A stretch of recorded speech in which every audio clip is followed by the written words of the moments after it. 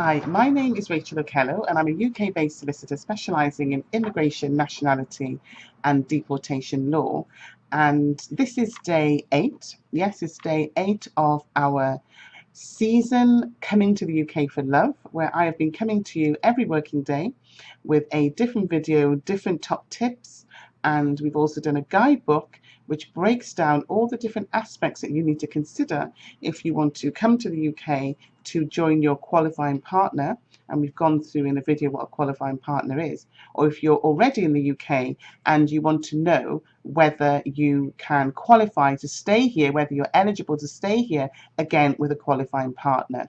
So this is day 8, and yesterday I spoke about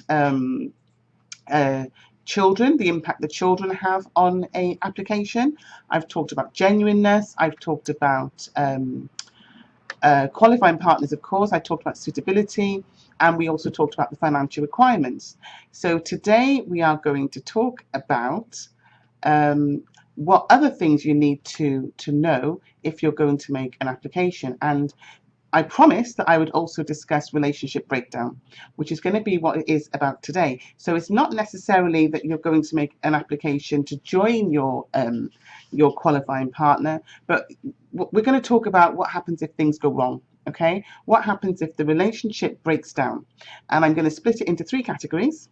I'm going to split it into divorce, domestic violence, and death. So there we've got the 3 Ds: divorce, domestic violence, and death. And there are other considerations that you may need to make if your relationship breaks down, but I just want to talk about those 3 for the purpose of this video. So basically, you've come to the UK, you're in a relationship, you've proven that your relationship is genuine, and it was genuine, but unfortunately things didn't work out and it's now broken down, and you're considering a separation and you're considering getting a divorce.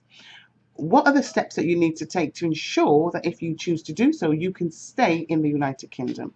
So one thing you have to remember, that when you get a resident card for one purpose, you are supposed to comply with the restrictions on that resident card, if there are any, and also if your circumstances change, even before the expiry of the residence card, you're supposed to let the Home Office know that there's been a change of circumstances.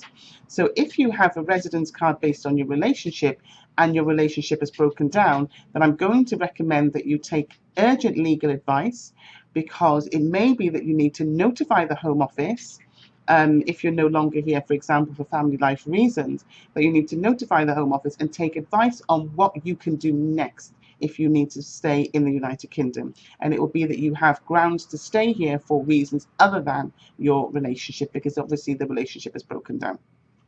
Okay, the other thing that may happen, of course, is there'll be a lot of bitterness, and your qualifying partner may decide to notify the Home Office before you even get a chance to do so. And if that's the case, then the Home Office can, and often do what we call curtailing your leave to remain. And that means cutting it short, ending your leave to remain.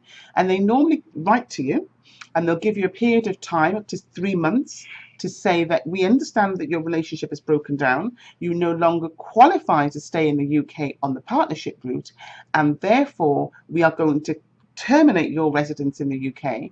And unless you have other grounds to be here, you're going to have to leave. You're going to have to leave the UK. So, the main thing there to do is don't panic. Do get proper legal advice, okay? And very much consider whether it is appropriate for you to make a new application within that 3-month period, or whatever period the Home Office has given you, a new application based on different circumstances, but with good grounds as to why you still need to be in the United Kingdom. And I'm not going to go into what that is, because realistically it would only still be family life grounds perhaps, or it'd be another route where you can switch into from the family life route that you're in. You'd need to switch into another route from within the UK. So that's going to go beyond the scope of this video. But basically, you're going to need to probably make a fresh application, and you're going to need to do that within the time scale that the Home Office has given you, so that you don't overstay your visa. And what you shouldn't do is you shouldn't do nothing. Okay, you shouldn't let the 3 months expire and not take advice and not put in a fresh application and not leave the country. You're going to have to take some steps. Okay, and again, if the relationship has rekindled, then of course you can let the Home Office know Because sometimes your qualifying spouse or partner may be so upset, the first thing they do, they retaliate against you and they contact the Home Office. That's something that they can do immediately and straight away, to help themselves feel better. But if the relationship has come back again, and rekindled, then by all means you can tell the Home Office that you still need to be here on the same grounds. Okay. The second D, our second D, is domestic violence. Okay.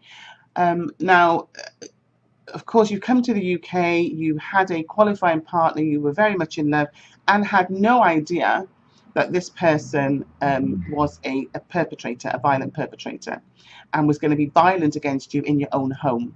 And it's typically men, is where we see mostly who are the perpetrators of domestic violence, but it can also be that a man is a victim.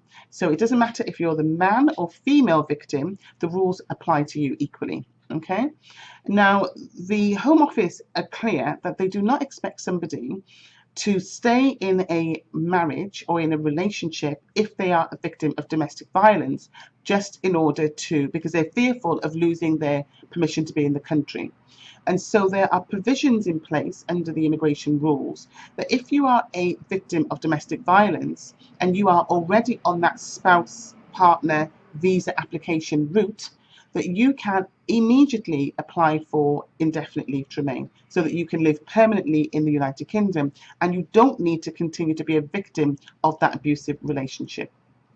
Okay, so you will need to provide evidence of being a victim of domestic violence, perhaps police reports or medical reports from the GP. If you liaise with a organisation, a charitable organisation, you'll need to provide that evidence that you have been a victim of domestic violence, but you certainly do not need to stay in that relationship. Okay, you can apply for leave to remain, indefinite leave to remain straight away once you're on the correct route. And there is legal aid available in some cases for people who are victims of domestic violence, who need to leave their relationship. Okay, so you can apply for legal aid for that, and you can also apply to be rehoused. And if there are children involved, then the local authority usually have a duty to provide you with support, financial support and accommodation. Okay, so there are things that you can do, and you should certainly not stay in a relationship if you've become a victim of domestic violence. Okay, the third D, because it's my 3 Ds that I'm going to look at, is death. So, of course, it can happen, and it will happen to all of us, but if it happens in your relationship sooner than anticipated, so you've married somebody, you're on that spouse visa route, and that person has died, then you can immediately apply for indefinite leave to remain, so that you can continue to live in the United Kingdom permanently, even though your partner has passed away.